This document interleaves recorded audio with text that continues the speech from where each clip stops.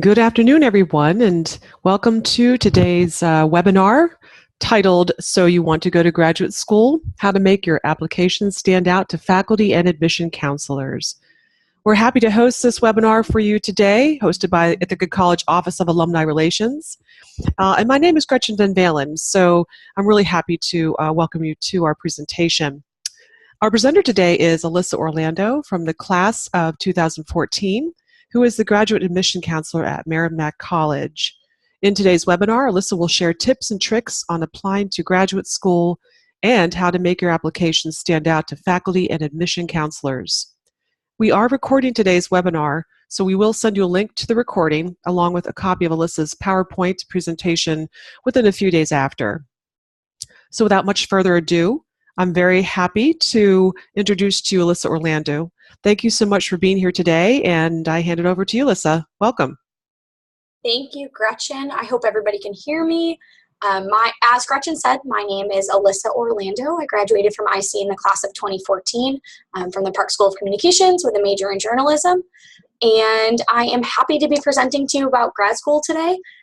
Whether you're set on a specific program or you're just thinking about going back to school in 1, 2, maybe even 5 years, this is the webinar for you. So let's get started. One thing before we do get started though, I want to mention, if you have any questions, there is a Q&A box in Zoom, the platform that we're using. So please go ahead and click into that Q&A box. You can ask any of your questions in there, and I will answer those at the end of the webinar. There's also a feature for you to be able to raise your hand. Don't use that. Just ask your questions in the Q&A box, and then we will answer those from there. One other PSA, this is a very general presentation in an effort to highlight the most pressing topics about graduate school admission processes. All schools handle their process just a little bit differently, so don't take anything I say with a 100% accuracy. You know, every school you apply to is going to be a little bit different, so you just want to make sure you're always checking with that school before you go through their full process. So a little bit about me. I went to Ithaca for journalism. As Gretchen said, I graduated in 2014. I applied to graduate school during my senior year at IC, so during that 13-14 application cycle. I actually applied to over 10 schools for graduate school. I knew I wanted to go to school for higher ed and student affairs. I wasn't sure where, and I ended up at Boston College for their MA in higher education, where I graduated in May of 2016 with my master's degree. And right after that, I began working here at Merrimack in the Office of Graduate Studies in June 2016, where I now serve as a graduate admission counselor. So at Merrimack, I counsel countless students every day. I work with their School of Education and Social Policy. So I specifically deal with students who are going into teacher education, higher education, social justice and nonprofit management, criminology, school counseling, and then I also work with our graduate athletic training students. So I work with a lot of different student populations, all seeking different things out of their graduate studies. So I hope that something I say can be taken for merit today and that you will be able to get something out of this. So the first step that I want you to really think about when you're going back to graduate school is figure out when and what you want to study. So those two things are going to kind of be your guiding factors in all of this. There are other factors. I'll go into that in step 2. But the first thing is, where do you see yourself after completing your master's degree? Are you planning to advance your career or change your career?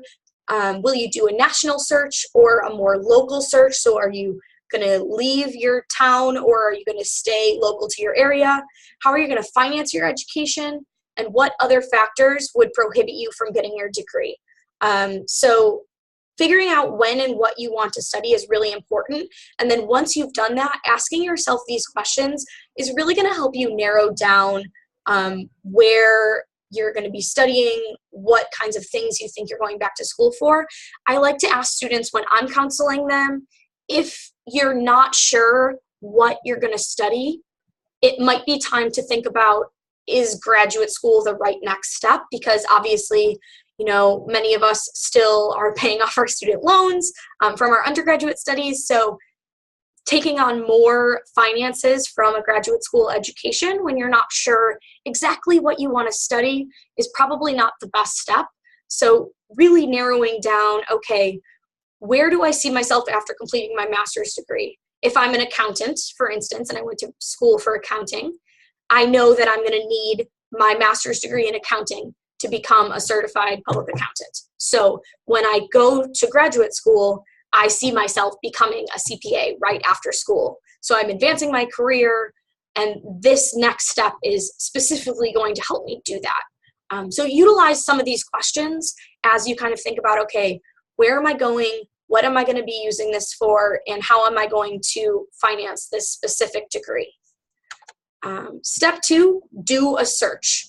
So take all of those questions you ask yourself. These are just some shorter kind of phrases based on those questions. So location, length of degree program, intended program of study, the cost of the degree, and any maybe required tests. I see that as kind of a barrier or a gateway to entry for a lot of students who are either not interested in taking the GRE or the GMAT are the two main tests for master's degree study. For professional school, so law school, medical school, dental school, tests might be a little different. But these are kind of the factors I see students really struggling with as they make their decisions. So you want to do a search. So go online, Google. For instance, I went to school for higher education. So I would Google master's degree, higher education, Boston. I think I probably Googled that about 25 times. And then I would just start clicking on links, reading about programs. Do these programs match my interests? Am I going to be able to finance this program? How long am I going to be in school for? I went to school for 2 years. Some people go to school for 1. Some people go back to school part-time locally and do their program longer. We have a lot of part-time students here at Merrimack. So some of those students are taking 3, sometimes even 4 years to complete a 32 or 36 master's degree because they're only taking one course per semester. So they're taking just a little bit longer to do that degree. So do that search and kind of figure out where are the programs that I'm going to be applying to this year, and how am I going to utilize this search to, make my decision of, okay, these maybe I'm only applying to 1 school. Maybe I'm applying to 5 schools. So making that list of those criteria impacting your choice of programs that you're going to apply to. And then the third step before you actually get engaged in the application process is learning more about those programs. So, a lot of schools will have a form that you can fill out right on their website, requesting more information being sent to you.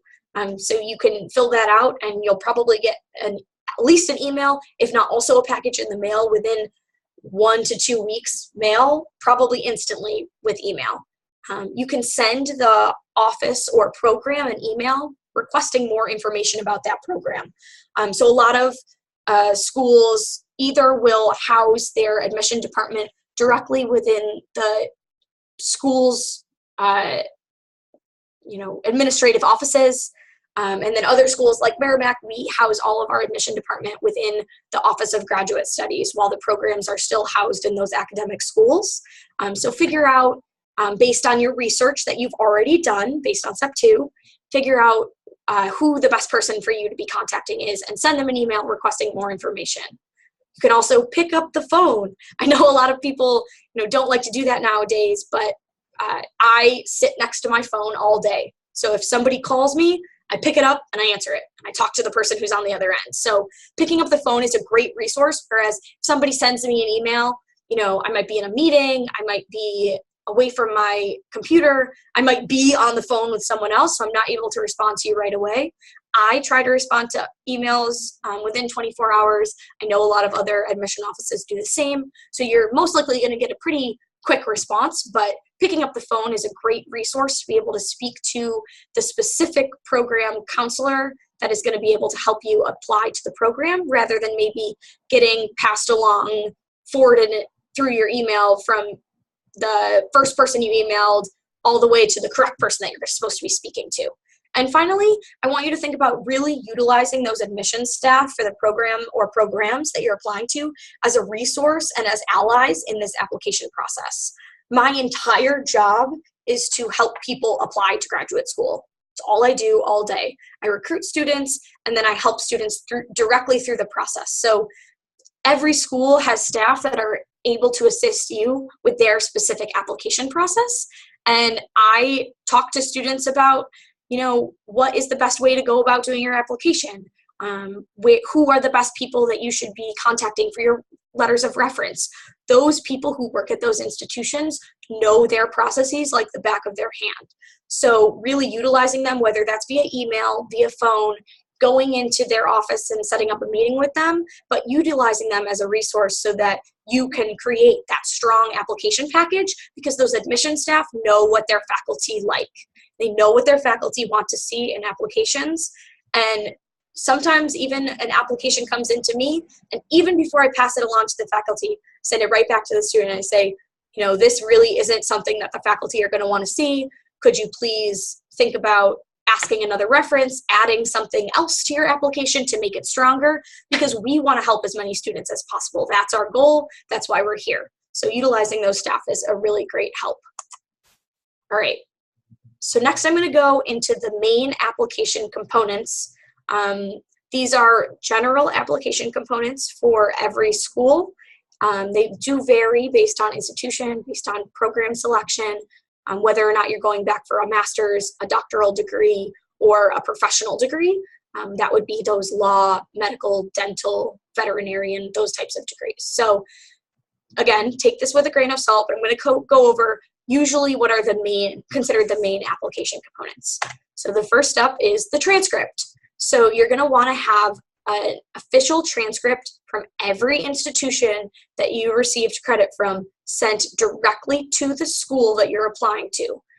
So some schools, Ithaca does not charge for transcripts received, so that is awesome that you can request as many transcripts as you need from IC with no charge.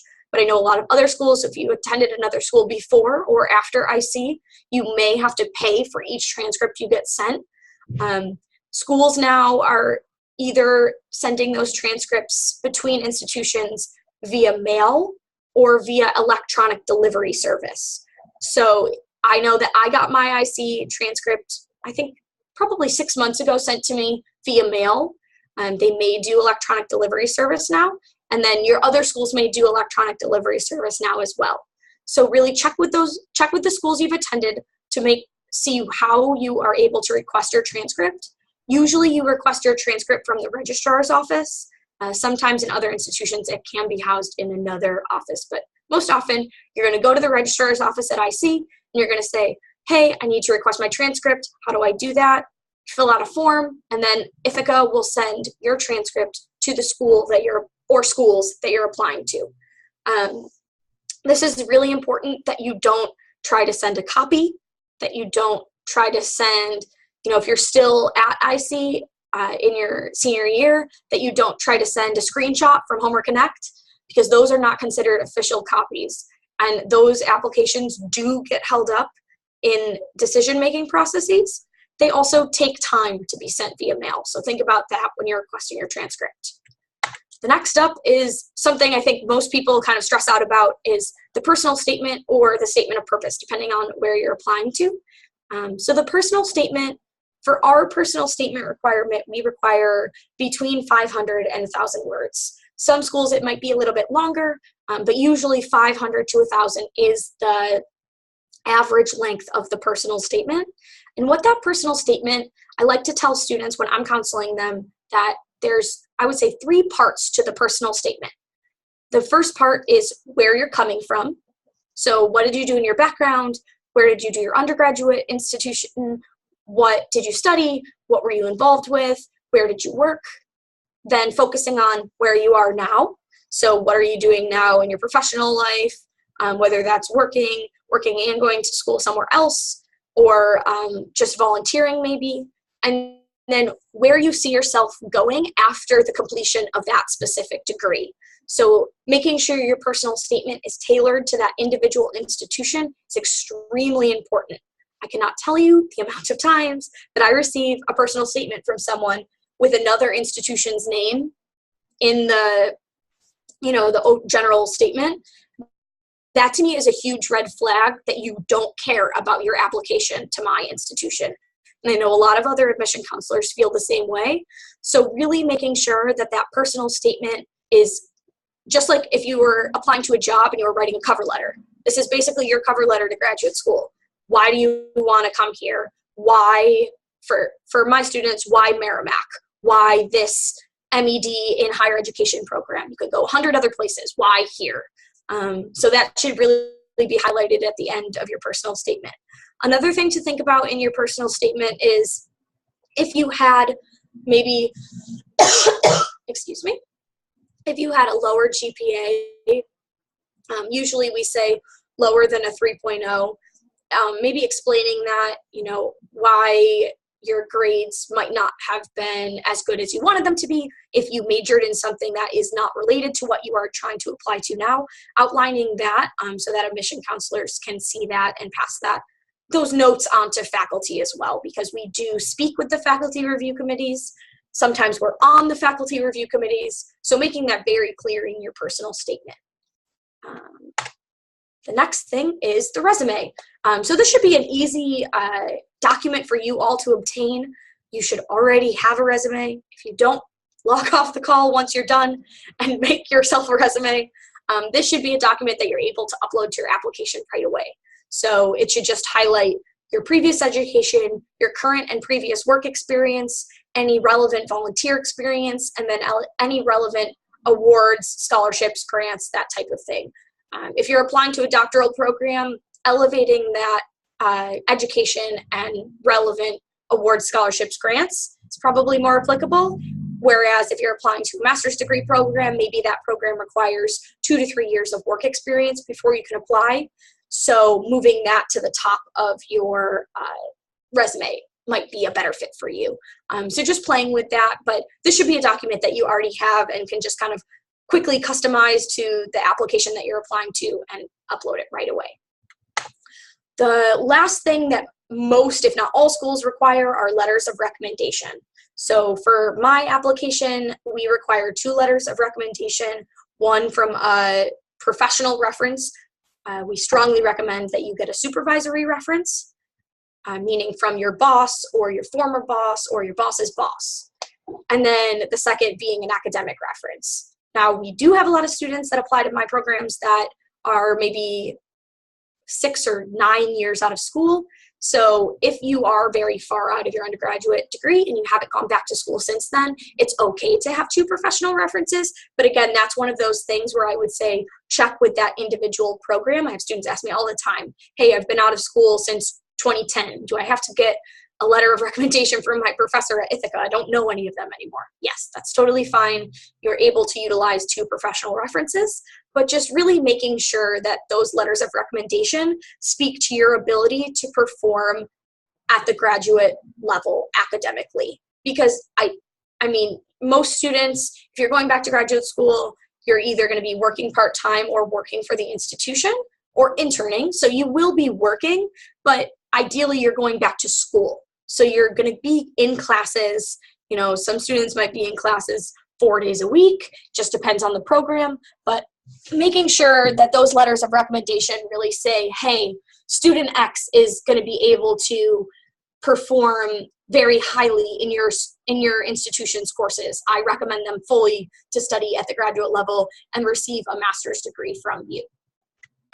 So one other thing I wanted to bring up is that these are some documents that are sometimes required by institutions.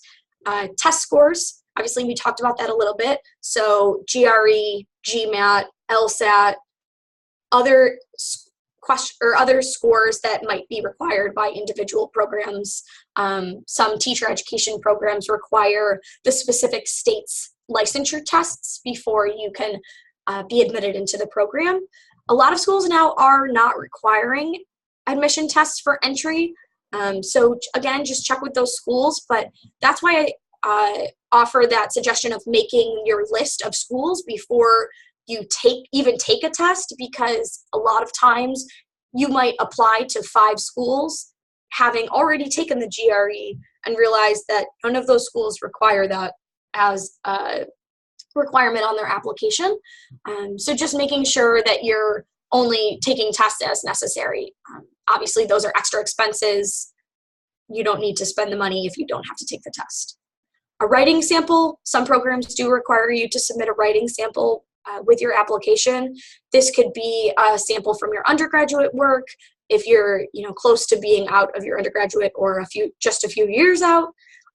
It could also be just something that you wrote specifically for the application. So those usually will have prompts as well. Sometimes the personal statement will have a prompt as well, but most often the writing sample will have a prompt. Please write 1,000 words on the issue of X as it applies to your program of study. So then you'll have to write 1,000 words on that and submit that with your application. Course descriptions, if you're applying, I see this mostly in the sciences. So if you're applying to a specific physical therapy, occupational therapy, athletic training, they want to see that you've taken their prerequisite courses, and they want to see that those courses are actually the prerequisite courses they require. So for my athletic training students, they have to submit course descriptions for all of our prerequisites. So anatomy and physiology 1 and 2, chemistry, physics, all of those. And then they will upload those just with their application. I'll review them just to make sure that their prerequisites match with what we require. It's not really it doesn't really add to their evaluation on their application, but it does aid us in knowing that that student would be ready to pursue graduate work in that specific discipline.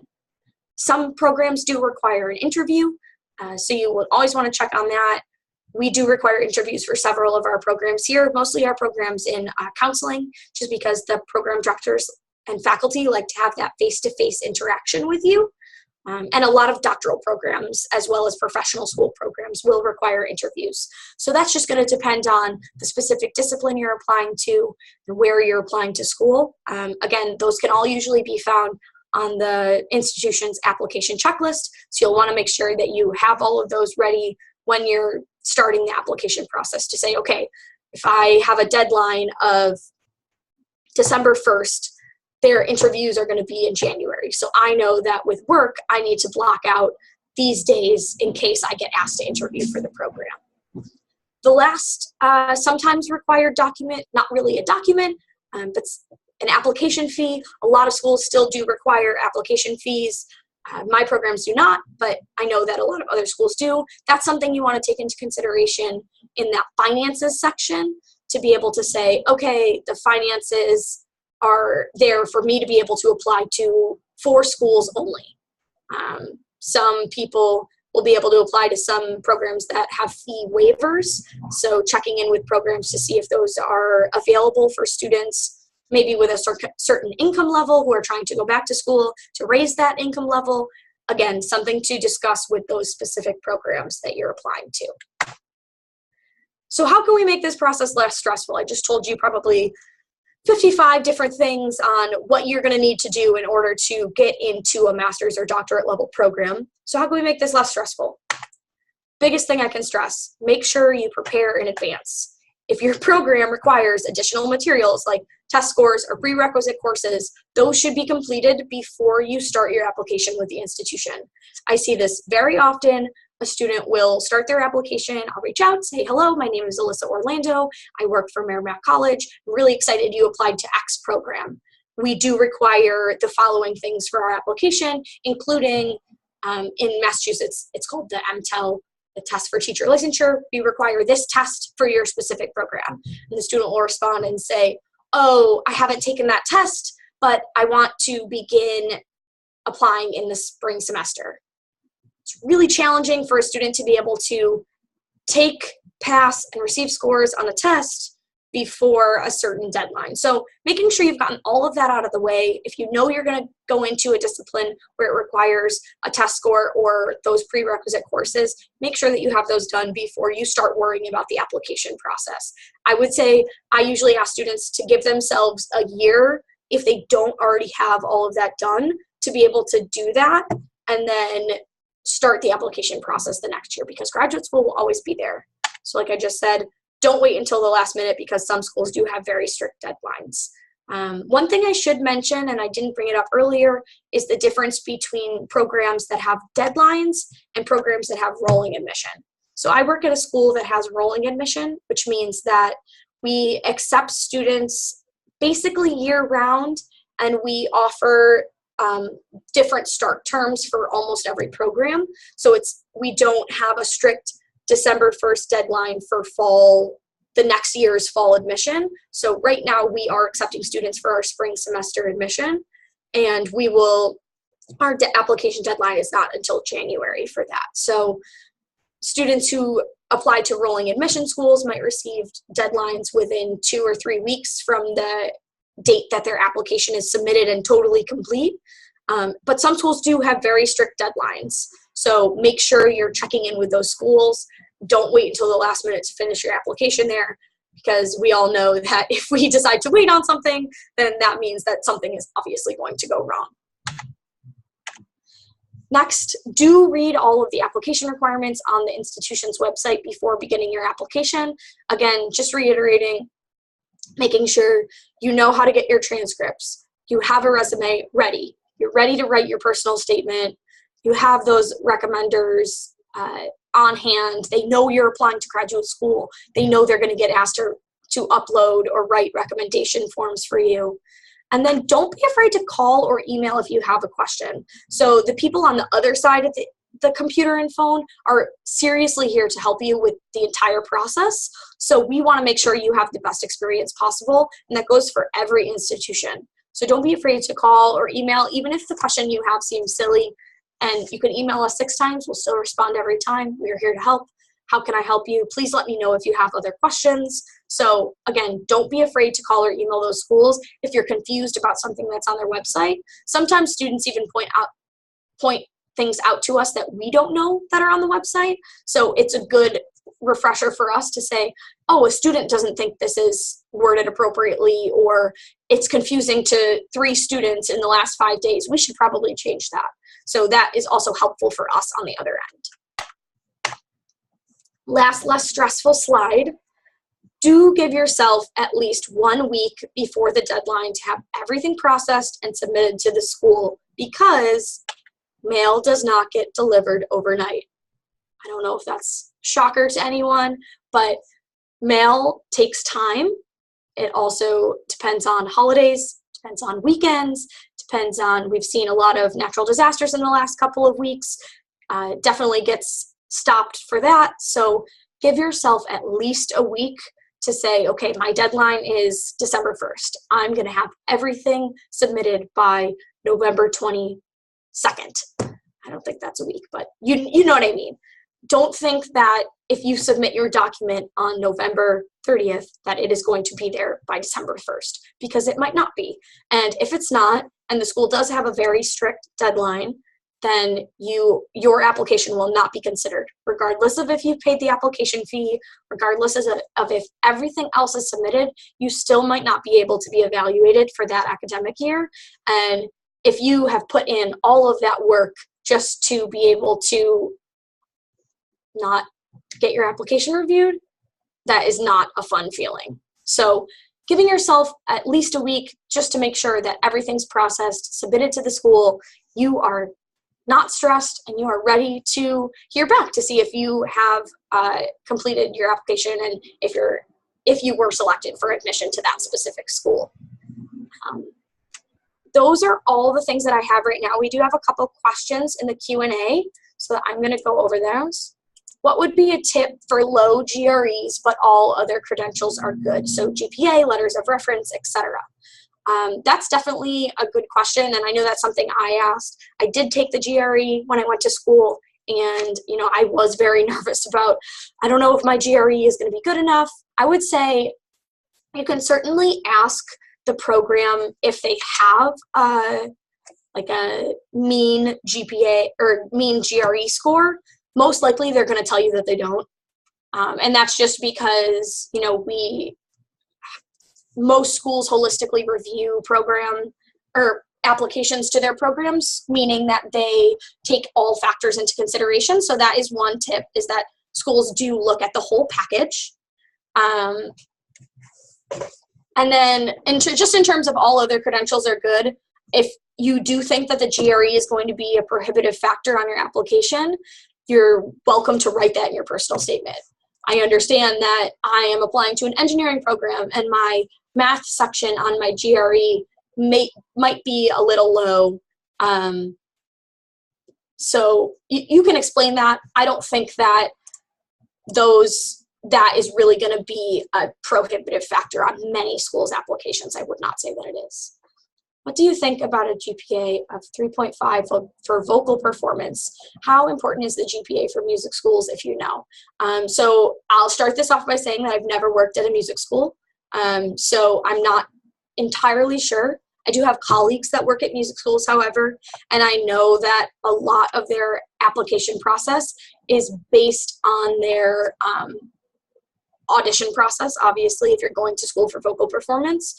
If you have a 3.5, I would say don't worry. I would say that is a pretty strong GPA, especially for the music. I know Ithaca's music programs are really top-notch, so if you think that you have a strong application package, I would say don't worry about it. All right, so we'll mark that done. Do you have specific examples that shined out for you of people tailoring their personal statement to your institution? I do, actually. So at Merrimack, we have a specific mission statement that's engaging hearts, empowering minds, and changing lives. So that's kind of our overall mission statement for the school. And even though it's cheesy, I love it when students are able to tie that into the programs that they're interested in here at Merrimack in their personal statement. I personally work with a lot of our more social and human services programs and education. So that statement really rings true in that area. So students being able to show that they've done their research, they know what program they're applying to, and they know the type of institution that they are interested in and want to be at, that to me says you care and you want to be here. You could also utilize, instead of the overall institution, a lot of master's and doctoral programs now are getting more program specific. So if you are interested in a specific professor's research, mentioning that in your personal statement. We have a professor here at Merrimack who is really interested in LGBT and transgender rights on college campuses. So for me, when I see a student that says, I have read Dr. Marine's work on transgender students in higher education, that to me says, oh, you've done some research on our program and you know the type of classes that you're going to be taking here at Merrimack. So those are examples. If I don't answer any of your question, if you have a further question, if you want to talk more, the slide right now has my email address. I just wanted to preface that before I answer the rest of these questions. So feel free to email me. I'm happy to chat with you about your application if you're in the process or if you're about to be. So just knowing that you have my contact information. Can the GRE scores be submitted after the deadline of an application? Sorry if it was missed. I would say no. Again, probably dependent on institution, but most likely if a school has an application deadline, it's pretty strict. So I would make sure that you have the GRE, or if you have a required test, submitted well before your application deadline, because you never want to be at the mercy of someone else's mail. That's what I always tell students. How can you make yourself stand out when writing a personal statement? I would just say, I like to see passion in students' personal statements. So for one of my programs, community engagement, it's really focused on civic engagement, social justice, service learning. So if I can see that that student is really passionate about that area of study, then I want them to be admitted to the program. And I might say, hey, program director, this student wrote a really strong personal statement. Like I really am excited to see what you think about this student. So I go to bat for students all the time, and I know a lot of people do as well. So just showing how passionate you are, it can really shine in a personal statement. So just noting that whatever you're applying to graduate school for, whether it's medicine, health sciences, education, saying this is where I want to be for the rest of my life. Those are the students that I really find stick in my memory for a while. Do you have any tips for finding online master's degree programs? I would say a lot of schools now are offering online master's degree programs. We offer 3. You would be surprised to see the amount of schools that do offer them right now. Some big ones that come to mind, Southern New Hampshire University, University of Arizona. Those are two really huge schools with a lot of online graduate programs. So those might be good places to start. But I would also just recommend going online and doing a search for the discipline of study that you want to be in and seeing if any of those are offered online. That would be my best tip. What do you think about reaching out to voice tips teachers and asking to set up an informational interview? Should I keep to the admission counselor? What I would do, because sometimes with any type of faculty, they do get a little overloaded just with teaching and, directing a program. What I tend to do, what students ask me, I offer students a chance to meet with their specific program director or faculty member. But if you have a specific faculty member in mind, I would reach out to the admission counselor and say, "Hi, Alyssa, my name is X. I'm looking to get in contact with X professor at your institution because that's who I am hoping to study with if I were admitted into your school. Would you be able to set up an appointment with me?" 9 times out of 10, they'll say yes. And those internal staff probably already have relationships with those faculty. So if a student asked me to get in contact with a faculty member, of course I would say yes. So I would just recommend reaching out first to the admission counselor to try to have them set that up for you because it just might be easier. Is it advantageous to already have funding for graduate school? I would say it's advantageous to have funding for anything. But I know what you're saying. A lot of our students are worried about being able to afford graduate school. It's a huge issue. But I think at the end of the day, if you can have maybe a little bit in savings, the government doesn't offer any grants for graduate students except for mostly at the doctoral level. So that master's degree level is kind of set to unsubsidized student loans through financial aid offices, internal scholarships, and then possibly like graduate assistantships. So for me, I knew that I wasn't going to be able to afford to graduate school unless it was paid for. So I made it a point to look for programs that paid for my tuition. That might not be the case for you. You might be okay taking on a little bit in student loans. Just depends on your individual situation. I would say definitely having some money in savings is probably a good thing just because you're most likely not going to be working when you're going to school unless you are doing school part-time. So you're going to want to have a little bit in savings just to fall back on in case you're not working during winter break or you're going on a service trip and you're not going to be able to work during that time. That would be my tip. What do you think about personal statements that tell a story, but through that story illustrate why I want to go to that school? I guess that would probably be a question we'd have to talk about a little bit further in detail. So if by telling a story, you mean telling a story about your life, I love that. If you mean telling a fictional story, probably not, just because it might not get received well by the faculty who are reviewing your application. So I would just say making yourself really clear, illustrating why you want to go to that school in clear, concrete language, that would be the best thing that I could advise you. The other thing is that faculty and admission counselors both can kind of tell writing style and level through personal statements. So really making sure that your writing is really on par because that's a huge part of graduate school. If you have a 2.5 GPA and are out of school, what do you suggest I do to boost my chances into getting into graduate school?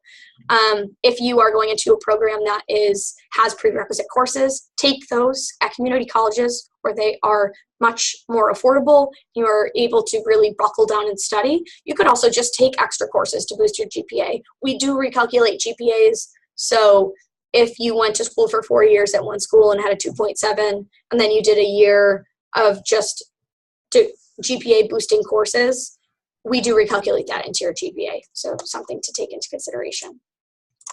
What makes a strong candidate for a graduate assistantship? That's a good question. I don't actually select graduate assistants, but from my colleagues, I can tell you students who are motivated, students who are obviously going to be full-time students, so we don't hire any part-time graduate assistants. and students who really stood out in the admission process. So basically everything I just told you, that's what also makes a strong candidate for a graduate assistant. Does it affect your admission chances if you don't have all the prerequisite courses for your program done at the time of your application? So we do see this all the time. So if you are, like, let's say you are applying to physical therapy school and you need kinesiology, and you're taking that in your last semester of your senior year, make sure you tell the admission counselor who's putting together your file, I'm taking kinesiology during my senior year spring semester. Please make sure that gets noted on my application. The other thing that you can do that secures that chance is requesting your transcript after you have registered for classes. So what happens is when you register for classes, those courses automatically get put on your transcript just with an in progress instead of a grade. So if you send your transcript to that institution, once you've done that, probably Ithaca was always like the middle of October. It's the same here at Merrimack. So I always tell students, if you send us your transcript after you've registered for your spring courses, we will be able to paint a better picture of what your academics will look like after you've graduated from school. One other thing to mention about that, I'm glad you asked this question, is if you're applying to a program with a February or March deadline, please send a transcript with your fall grades already on it, because most likely the admission counselor will ask you to resend your transcript with your fall grades so that we can have a better picture of your senior year GPA. Does demonstrated interest play a large role in graduate admission? What ways can I demonstrate interest? That's a great question. So I know at the undergraduate level, some schools do kind of, have a point system where interest plays a large role. I would say at the doctoral level, maybe just because you are applying to work with a specific faculty member. So that might help if you can show that faculty member you're interested in their research, you're interested in the work they're doing, and you want to be a part of that. At the master's level, I would say not really. It definitely helps in a sense that if I know who you are, when your email comes through my inbox, I'm more likely to respond to it quicker just because I already know we have a relationship already. But demonstrated interest at the master's level, I would say, is not really that big of a player. It might be for some schools, but it is not for me. All right, I'm going to click this saying that this question was answered. That clears out my Q&A. So I think that we are all set. Again, if you have any questions, feel free to email me. I had to do a shameless plug. If you're interested in graduate school, you live in the New England area, check us out. We're great. But feel free to email me regardless of where you're applying to school. I'd love to help you out. Oh, wait, we have one more question. No. When is a great time to take the GRE? And how much studying should be done? I wish I could help you better with the studying question because I didn't study and we don't require the GRE, so I never have to advise students on this. But in general, taking the GRE with enough time to send your scores to the institutions that you're applying to. I would say if you're applying with January and February deadlines of this year, you haven't taken the GRE yet, no later than the end of October. If you are applying next year, anytime this year is totally fine. Studying should be based on how much you think you already know. It is a basis test of what you have learned in college. So in general, you shouldn't really have to study all that much. But obviously, you know your test-taking abilities. So if you know that you really need to study, I would say take as much time as you need. Don't rush your admission process just because you have to take the GRE quickly. And I think I'm going to turn it back over to Gretchen.